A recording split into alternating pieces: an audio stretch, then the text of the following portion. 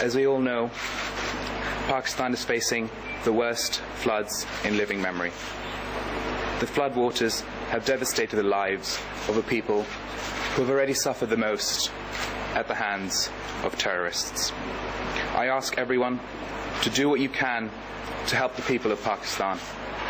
This is not a time to play politics.